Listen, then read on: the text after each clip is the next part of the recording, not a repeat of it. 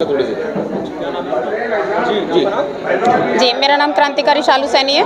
मैं साक्षी welfare trust की राष्ट्रीय अध्यक्ष हूँ। आपका नाम बोर्ड में दर्ज हुआ है, तो क्या क्यों हुआ, क्या कारण? देखिए, हमारे द्वारा कोरोना काल से कोरोना मृतकों व लावारिसों के अंतिम संस्कार के कार्य किए जा रहे थे और पूरे देश में एक महिला मैं ऐसी हूँ जैसे अंतिम संस्कार कोरोना काल और लावारिस मृतकों का कर रही हूँ, तो इसीलिए मेरा नाम इसमें इंडिया बुक रिकॉर्ड में शामिल हुआ है।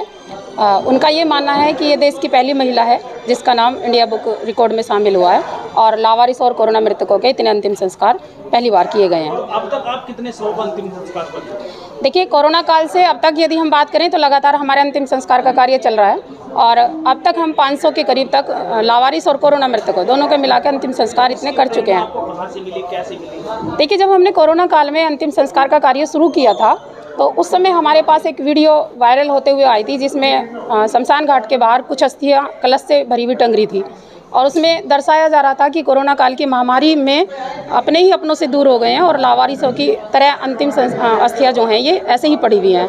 उस समय हमें लगा कि ये कार्य हमें करना है और किसी को भी लावारिस नहीं रहने देना है, उनके लावारिसों के वारिस बन के हम ये अंतिम संस्कार का कार्य करेंगे। अच्छा, जैसे कि आप अंतिम संस्कार करते हैं तो उसके बाद क्या प्रतिक्रिया रहती है, कैसे आप क्या करते हैं? देखिए, जैसे हमारे हिंदू धर्म में पूरी विधि विधान से अंतिम संस्कार होता है वैसे ही हम करते हैं पूरी विधि विधान के साथ। तीसरे दिन हमारे यहाँ अस्थियों को चुककर उन्हें गंगा जी में विसर्जित किया जाता है, वो भी हम करते हैं और एक हवन भी हम उनके लिए कराते हैं जो उनकी आत्मा को शांति मिल सके और इन जन्म मरण के बंधन से वो मुक्त हो सके।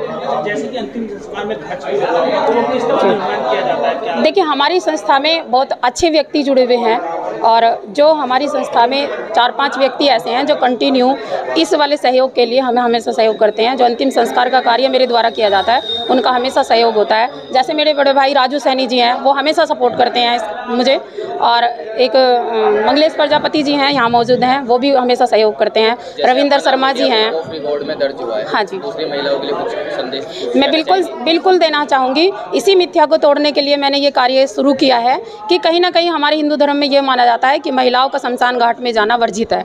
ऐसा कहीं किसी ग्रंथ में किसी भी जगह हमारे यहाँ इतिहास में नहीं लिखा हुआ कि महिलाएं शमशान घाट नहीं जा सकती। और आप देख ही सकते हैं मुझे कि मैं शमशान घाट जाने के बाद जितने अंतिम संस्कार मैंने किए हैं शायद मुझे और ज़्यादा ऊर्जा मिली है और ज़्यादा बल मिला है मुझे आगे सामाजिक कार्य करने का। तो मैं सभी महिलाओं से ये निवेदन करूँगी कि इस तरीके की घटिया बातों पर ना जाएँ और यदि अपने घर में कोई भाई नहीं है और अंतिम संस्कार करने का मौका मिल रहा है अपने माता पिता का, तो बिल्कुल सोचने की आवश्यकता